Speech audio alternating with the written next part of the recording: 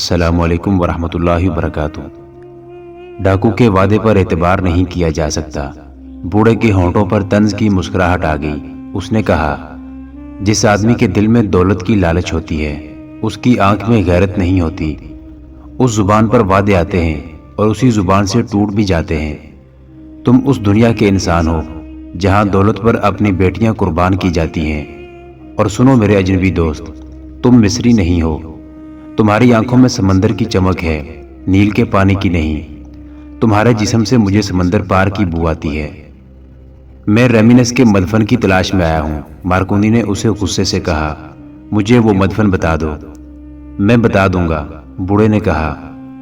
اس سے پہلے تمہیں یہ بتا دینا بھی ضروری سمجھتا ہوں کہ مدفن کے اندر جا کر تم زندہ باہر نہیں آ سکو گے۔ کیا تمہارے آدمی اندر چھپے ہوئے ہیں جو مجھے قتل کر دیں گے؟ نہیں، بوڑھے نے جواب دیا، تمہیں قتل کرنے کے لیے میرے پاس کوئی آدمی نہیں رہا۔ تمہارے اپنے آدمی تمہیں قتل کریں گے۔ تمہاری لاش یہاں سے کوئی نہیں لے جائے گا۔ تم غیب دان ہو؟ مارکونی نے پوچھا۔ آنے والے وقت کی خبر دے سکتے ہو؟ نہیں، بوڑھے نے جواب دیا، میں نے گزرا ہوا وقت دیکھا ہے۔ جس نے گزرے ہوئے وقت کو عقل اور دل کی نظر سے دیکھا ہو وہ آنے والے وقت کی خبر دے سکتا ہے۔ موت تمہاری آنکھوں میں آ کر بیٹھ گئی ہے۔ مارکونی نے کہا لگا کر کہا، تم جنگلی ہو بڈھے، مجھے بتاؤ وہ مدفن کہاں ہے جس کی تلاش میں اتنی دور سے آیا ہوں؟ تمہارے سامنے ہے، بوڑھے نے کہا، وہ اوپر آؤ۔ مارکونی نے کچھ سوچا اور اپنے آدمیوں سے کہا، ان عورتوں کو عزت سے رکھو، اس بوڑھے کے ساتھ گپ شپ لگاتے رہو اور اس کے ان دونوں آدمیوں کو بھی کچھ نہ کہنا۔ ان کے ساتھ دوستی پیدا کر لو۔ میں قدومی اور اسماعیل کو لینے جا رہا ہوں۔ وہ اسی راستے پر چل پڑا جو سرنگ میں سے گزر کر باہر جاتا تھا۔ مارکونی اس راستے سے باہر نکل گیا جو اسے بوڑھے نے دکھایا تھا۔ اسے اس سمت کا اندازہ تھا جدھر سے وہ اس ہولناک علاقے میں داخل ہوا تھا۔ وہ اس طرف چل پڑا۔ اس نے کم و بیش 2 میل سفر طے کیا تو یہ دیکھ کر حیران رہ گیا کہ وہ اس مقام پر پہنچ گیا ہے جہاں سے وہ اپنے گروہ کے ساتھ اندر گیا تھا۔ وہ اپنے خیمے تک گیا۔ اس نے اسماعیل اور قدومی کو ایک ہی خیمے میں اکٹھے بیٹھے دیکھا۔ اس کے چہرے کا رنگ بدل گیا۔ حکم کے لہجے میں اسماعیل سے کہا، میں نے تمہیں کہا تھا کہ اپنی حیثیت میں رہنا۔ اس کے پاس بیٹھے تم کیا کر رہے ہو؟ کیا میں اس ویرانے میں اکیلی بیٹھی رہتی؟ قدومی نے کہا، میں نے خود اسے اپنے پاس بلایا ہے۔ تمہیں میں اپنے ساتھ صرف اور صرف اپنے لیے لایا ہوں۔ مارکونی نے غصے سے کہا، میں تمہیں اپنی اجرت دے رہا ہوں۔ میں تمہیں کسی اور کے ساتھ نہیں دیکھ سکتا۔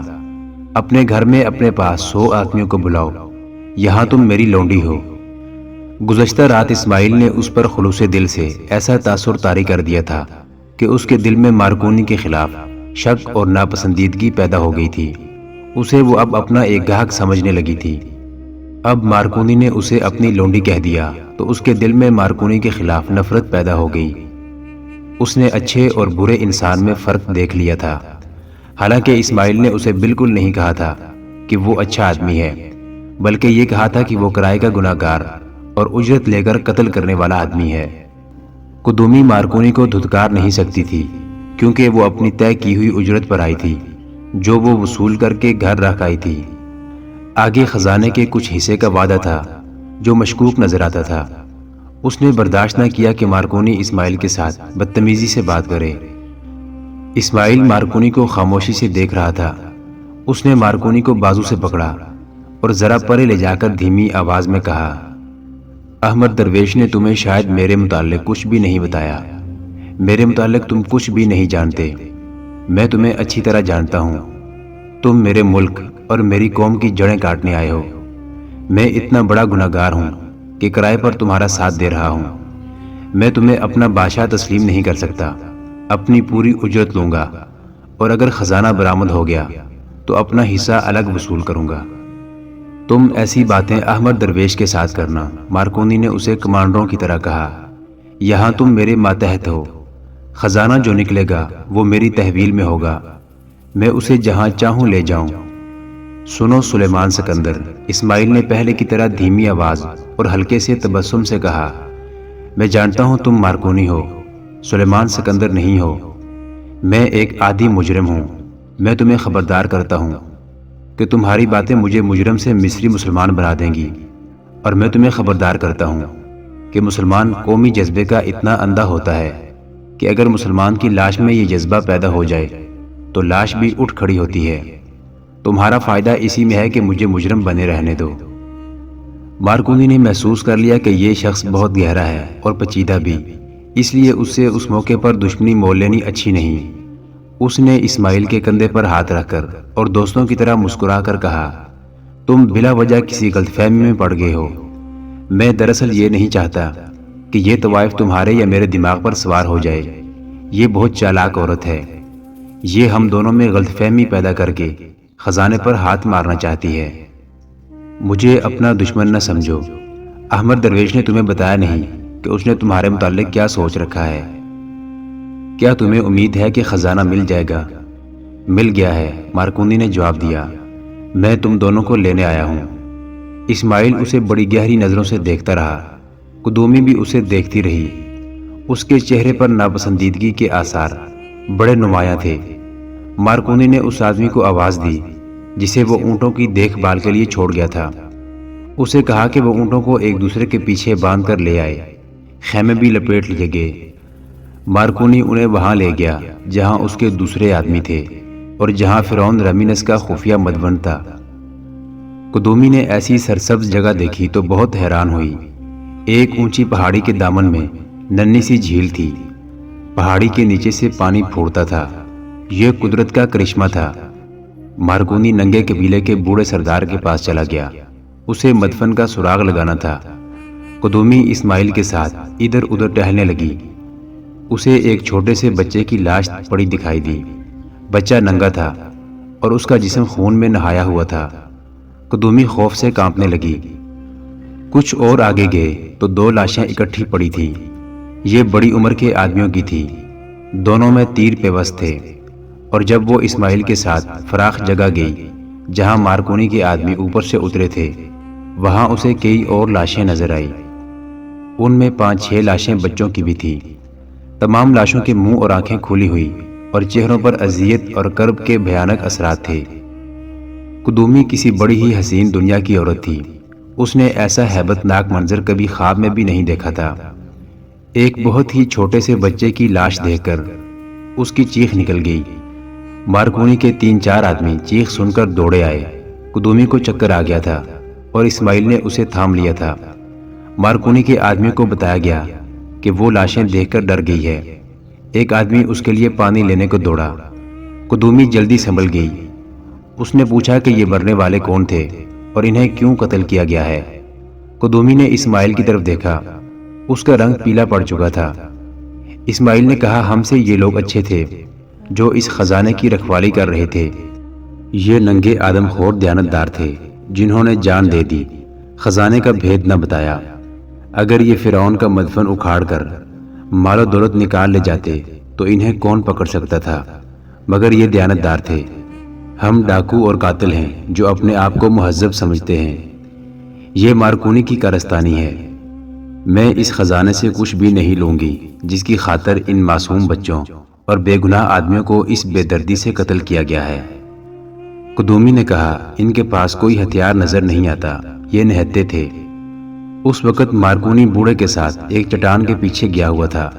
بوڑھے نے اسے کہا، اوپر چلے جاؤ، وہاں تمہیں ایک بہت بڑا پتھر جو یہیں سے نظر آ رہا ہے، اسے تم چٹان ہی سمجھ رہے ہو، اگر اسے وہاں سے ہٹا سکو تو اس دنیا کا دروازہ نظر آئے گا جس میں رامینس دوم کا تابوت اور اس کا خزانہ رکھا ہے۔ اس چٹان کو اس وقت سے کسی نے نہیں ہلایا جب سے یہ یہاں رکھی گئی ہے۔ 15 صدیوں سے اس چٹان کو کسی نے چھوا بھی نہیں۔ ہم 15 صدیوں سے اس کی رکھوالی کر رہے ہیں۔ میں تمہیں رامینس کی موت کے واقعات اس طرح سنا سکتا ہوں جیسے وہ کل میرے سامنے مرا ہو۔ یہ مجھے باپ اور دادا نے سنائے تھے، دادا کو اس کے باپ اور دادا نے سنائے تھے، اور اس طرح 15 صدیوں کی باتیں میرے سینے میں آئیں جو میں نے اپنے قبیلے کو سنا دی ہیں۔ میں یہ باتیں بعد میں سنوں گا، مارکونی نے بےتاب ہو کر کہا، اور وہ چٹان پر چڑھ گیا۔ اسے یقین نہیں آ رہا تھا کہ اوپر کی مخروطی چٹان الگ ہے یا الگ کی جا سکتی ہے۔ اس نے ادھر ادھر سے دیکھنے کی کوشش کی مگر اسے کوئی ایسی جگہ نظر نہ آئی جس سے یہ چٹان الگ معلوم ہوتی ہے۔ وہ نیچے اتر آیا۔ میں جانتا ہوں تم یقین نہیں کرو گے کہ اس چٹان کے 2 حصے ہیں، بوڑھے نے کہا۔ اوپر کا حصہ جو پیچھے پہاڑ کے ساتھ ملا ہوا ہے، پہاڑ اور چٹان کا حصہ معلوم ہوتا ہے، لیکن ایسا نہیں۔ یہ انسانی ہاتھوں کا کمال ہے۔ اس کی ساخت قدرتی لگتی ہے لیکن یہ انسانوں کی کاریگری ہے۔ رمینس نے یہ اپنی نگرانی میں بنوایا تھا۔ اس کے نیچے اور پہاڑ کے سینے میں جو دنیا آباد ہے وہ رمینس نے اپنی زندگی میں تیار کرائی تھی اور اسے باہر کی دنیا کے انسانوں سے تا قیامت چھپائے رکھنے کے لیے اس نے یہ چٹان بنوائی، رکھوا کر دیکھی اور ان آدمیوں کو قید میں ڈال دیا تھا جنہوں نے اس کا مدفن اور چٹان تیار کی تھی۔ وہ مر گیا تو اس کا تابوت یہاں لایا گیا، اس کا ضرورت کا سامان اندر رکھا گیا۔ کاریگروں کو قید سے نکال کر اوپر چٹان رکھوائی گئی اور ان تمام آدمیوں کو قتل کر دیا گیا۔ 12 آدمیوں کو یہاں غاروں میں آباد کیا گیا۔ انہیں مصر کی 12 خوبصورت عورتیں دی گئیں۔ انہیں غاروں میں رہنے کو کہا گیا۔ ان کے ذمے اس جگہ کی رکھوالی تھی۔ آج تم نے جنہیں قتل کر دیا اور میں جو زندہ ہوں انہی 12 آدمیوں اور 12 عورتوں کی نسل سے ہیں۔ اس چٹان کو ہم وہاں سے ہٹا کس طرح سکتے ہیں؟ مارکونی نے پوچھا۔ تمہاری آنکھیں کہاں ہیں؟ بوڑھے نے پوچھا۔ تمہاری عقل کہاں ہے؟ اور اس نے کہا، چٹان کی چوٹی دیکھو، کیا تم اس کے ساتھ رسے نہیں باندھ سکتے؟ اگر تمہارے آدمیوں میں طاقت ہے تو مل کر رسے کو کھینچیں تو چٹان نیچے آ سکتی ہے۔ مارکونی مدفن کو بہت جلد بے نقاب کرنے کے لیے بےتاب تھا۔ اس نے اپنے آدمیوں کو بلایا، رسے منگوائے اور 2 رسے اوپر والی چٹان کی ابری ہوئی چوٹی کے ساتھ بندھوا دیے۔ اس نے تمام آدمیوں سے کہا کہ نیچے سے رسا پوری طاقت سے کھینچیں۔ وہ خود اوپر چلا گیا۔ نیچے سے جب سب نے زور لگایا تو اس نے دیکھا کہ بڑی چٹان ہل رہی تھی۔ ایک بار یہ اتنی زیادہ ہل گئی کہ اسے اس کے نیچے خلا نظر آ گیا۔ اس کا حوصلہ بڑھ گیا۔ اس نے نعرے لگانے شروع کر دیے۔ اس کے آدمیوں نے اور زور لگایا تو چٹان سرک گئی۔ مارکونی نے اپنے آدمیوں کو ذرا آرام کرنے کو کہا۔ سورج سیاہ پہاڑ کے پیچھے چلا گیا تھا۔ مارکونی کے پاس شراب کا ذخیرہ تھا۔ اس نے شراب کا مشکیزہ منگوا کر کہا، پیو اور اس چٹان کو کنکر کی طرح نیچے پھینک دو۔ سب شراب پر ٹوٹ پڑے۔ مارکونی نے پرجوش لہجے میں کہا، میں آج رات تمہیں 2 اونٹ بھون کر کھلاؤں گا۔ تھوڑی دیر بعد شراب نے سب کی تھکن دور کر دی اور ان میں نئی تازگی آ گئی۔ اتنے میں سورج افق سے بھی نیچے چلا گیا تھا۔ مشعلیں جلا کر رکھ لی گئی اور سب نے ایک بار پھر زور لگانا شروع کیا۔ مارکونی اوپر کھڑا تھا۔ اسے مشعلوں کی ناچتی روشنی میں چٹان کا بالائی حصہ آگے کو جھکتا اور کچھ سرکتا نظر آیا۔ اس نے اور زیادہ جوش سے نعرے لگانے شروع کر دیے۔ اچانک چٹان مہیب آواز کے ساتھ سرک گئی اور الٹ کر نیچے کو لڑک گئی۔ جہاں مارکونی کے آدمی تھے وہ جگہ تنگ تھی۔ ان کے پیچھے بھی ایک پتھریلی ٹیکری تھی۔ اوپر سے چٹان اتنی تیزی سے آئی کہ نیچے سے آدمی بھاگ نہ سکے۔ روشنی بھی کم تھی۔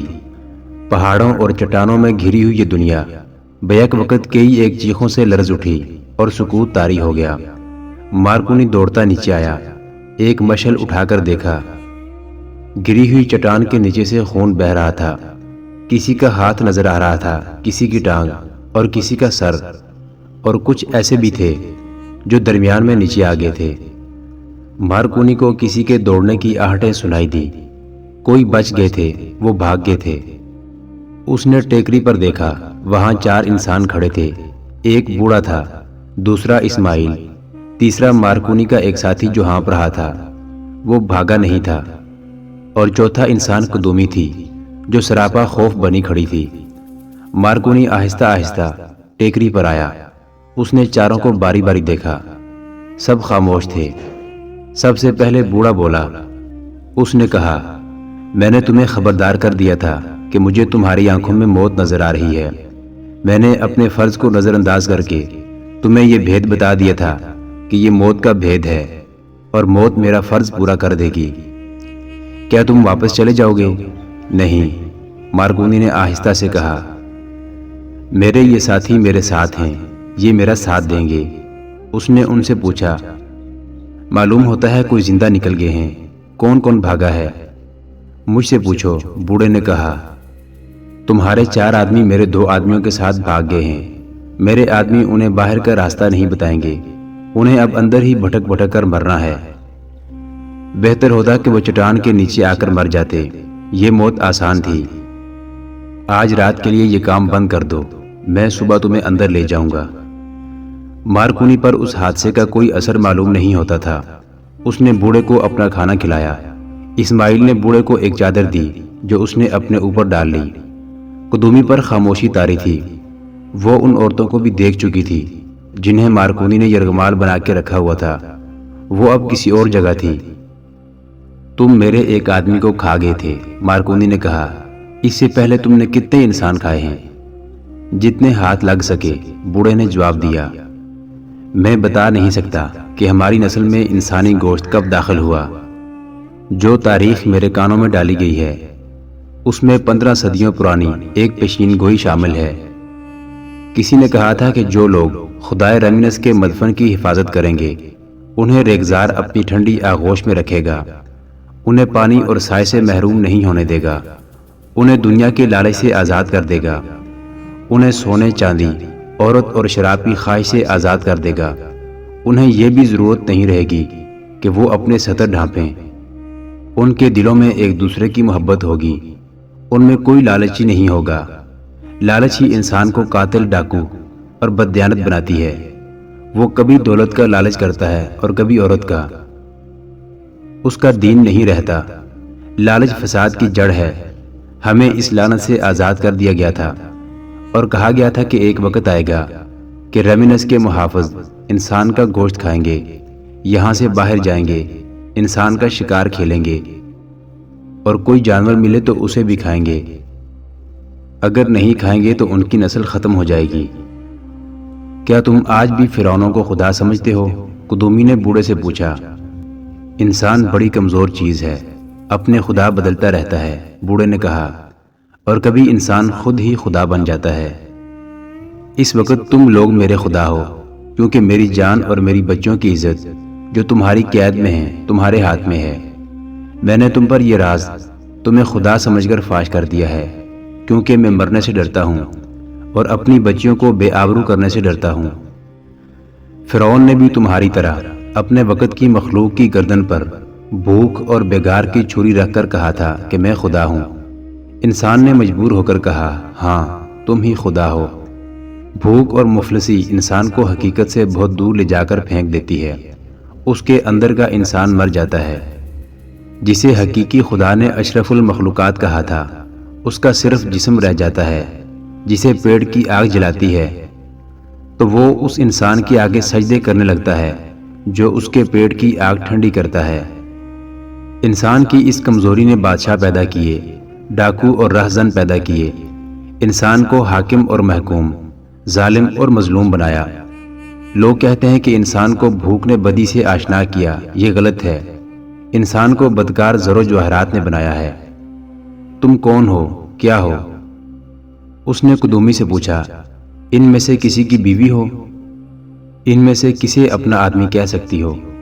بوڑھے کو معلوم ہو چکا تھا کہ قدومی قاہرہ کی رقاصہ ہے۔ قدومی اس کے سوال سے پریشان ہو گئی، وہ پہلے پریشان تھی۔ بوڑھے کے سوال نے اس کا پسینہ نکال دیا۔ بوڑھے نے اسے خاموش دے کر کہا، تم اپنے حسین چہرے اور جوانی کی بدولت اپنے آپ کو خدا سمجھتی ہو، اور تمہاری خواہش کرنے والے تمہیں خدا کہتے ہیں۔ مجھے جنگلی اور وحشی نہ سمجھو۔ میرے پاس کپڑے ہیں جو میں پہن کر کبھی کبھی قاہرہ جایا کرتا ہوں، تمہاری مہذب دنیا کو دیکھتا ہوں، پھر واپس آ کر کپڑے اتار دیتا ہوں۔ میں نے تمہاری دنیا میں بگیوں پر شہزادے سیر کرتے دیکھے ہیں، تمہاری طرح کی شہزادیاں دیکھی ہیں، ناچنے اور گانے والی بھی دیکھی ہیں، اور انہیں جو نچاتے ہیں انہیں بھی دیکھا ہے۔ میں نے فرعونوں کے وقتوں کی باتیں سنی ہیں اور آج کے وقت کے فرعون بھی دیکھے ہیں، ان سب کا انجام بھی دیکھا ہے۔ تمہارا انجام بھی جو تمہیں ابھی نظر نہیں آ رہا، دیکھ رہا ہوں۔ تم نے خزانے کی لالچ میں اتنے بے گناہ انسانوں کا خون کیا، اس گناہ کی سزا سے بچ نہیں سکو گے۔ فرعون بھی نہیں بچ سکے تھے۔ میں صبح تمہیں اندر لے جاؤں گا، ان کا انجام دیکھنا۔ وہ خدا ہوتے تو ان کا یہ انجام نہ ہوتا۔ خدا وہ ہوتا ہے جو انجام تک پہنچایا کرتا ہے، انجام تک پہنچا نہیں کرتا۔ میں نے اس انسان کو کبھی خدا نہیں مانا جو آج پہاڑی کے نیچے ہڈیوں کا ڈھانچہ بنا ہوا ہے۔ میں اور میرا قبیلہ اس کی حفاظت نہیں کر رہے۔ ہم نے دنیا کے لالچ سے بچنے کے لیے اپنا ایک عقیدہ بنا لیا ہے، ہم اس عقیدے کی حفاظت کر رہے ہیں۔ بوڑھا ٹھہری ٹھہری آواز میں بولتا جا رہا تھا۔ قدومی اسے دیکھ رہی تھی اور بوڑھے کی باتوں میں اسے اپنا انجام نظر آ رہا تھا۔ مارکونی کی ہونٹوں پر طنزیہ سی مسکراہٹ تھی۔ وہ شراب پی رہا تھا۔ اس نے بوڑھے سے کہا، تم اپنی عورتوں کے پاس جاؤ، صبح جلدی اٹھنا، ہمیں اندر جانا ہے۔ بوڑھا چلا گیا تو مارکونی نے قدومی سے کہا، آؤ ہم بھی سو جائیں۔ میں تمہارے ساتھ نہیں جاؤں گی، قدومی نے کہا۔ مارکونی اس کی طرف لپکا۔ قدومی پیچھے ہٹ گئی۔ مارکونی نے اسے دھمکی دی۔ اسماعیل اس کے آگے آ گیا۔ اس نے کچھ نہیں کہا۔ مارکونی کی آنکھوں میں آنکھیں ڈال کر دیکھا اور مارکونی پیچھے ہٹ گیا۔ وہ جب چلا گیا تو قدومی اسماعیل کے سینے پر سر پھینک کر بچوں کی طرح رونے لگی۔ صبح جاگے تو مارکونی نے بوڑھے کو ڈھونڈا۔ بوڑھا وہاں نہیں تھا۔ عورتوں کو دیکھا، وہ بھی غائب تھیں۔ انہیں آوازیں دیں، ادھر ادھر دیکھا، ان میں سے کوئی بھی نظر نہ آیا۔ مارکونی کو اب ان کی اتنی ضرورت نہیں تھی۔ مدفن کا دھانا کھل چکا تھا۔ بوڑھا اگر وہاں ہوتا بھی تو اسے معلوم نہیں تھا کہ اندر کیا ہے۔ مارکونی نے اسماعیل، اپنے ساتھی اور قدومی کو اپنے ساتھ لیا اور وہ سب اس چٹان پر چڑھ گئے جہاں مدفن کے اندر جانے کا دھانا تھا۔ مارکونی نیچے اترا۔ یہ ایک کشادہ گھڑا تھا جو سرنگ بن کر ایک طرف چلا گیا تھا۔ وہ مشعلیں ساتھ لے گئے تھے جو جلائی گئی۔ کچھ دور آگے جا کر سرنگ بند ہو گئی۔ مارکونی نے وہاں الٹی کدال ماری تو ایسی آوازیں آئیں جیسے اس کے پیچھے جگہ کھوکھلی ہے۔ یہ پتھر کا چوکور دروازہ تھا۔ اس پر ضربیں لگائی گئی، کناروں سے خلا نظر آنے لگا۔ سلاخوں اور ہتھوڑوں وغیرہ کی مدد سے اس تراشے ہوئے پتھر کو ہلا لیا گیا اور بہت سی محنت اور مشقت کے بعد اس چوکور پتھر نے اس طرح راستہ دے دیا کہ پیچھے کو گرا۔ اس کے وزن کا یہ عالم تھا کہ اس کے گرنے سے زلزلے کا جھٹکا محسوس ہوا۔ اندر سے 15-16 صدیوں کی بدبو جھکڑ کی طرح باہر آئی۔ سب پیچھے کو بھاگے اور انہوں نے ناک منہ پر کپڑے لپیٹ لیے۔ ذرا دیر بعد مشروں کے ساتھ اندر گئے۔ چند قدم آگے سیڑھیاں نیچے جاتی تھیں۔ محترم ناظرین، سلطان صلاح الدین ایوبی کی زندگی کے واقعات پر مشتمل سیریز دیکھنے کے لیے چینل کو سبسکرائب ضرور کر لیں۔ گزشتہ اقساط دیکھنے کے لیے چینل پر پلے لسٹ کا وزٹ کریں۔ ویڈیو کو لائک اور شیئر ضرور کیجیے۔ کومنٹ باکس میں اللہ اکبر ضرور ٹائپ کریں۔ اللہ آپ کا حامی و ناصر ہو۔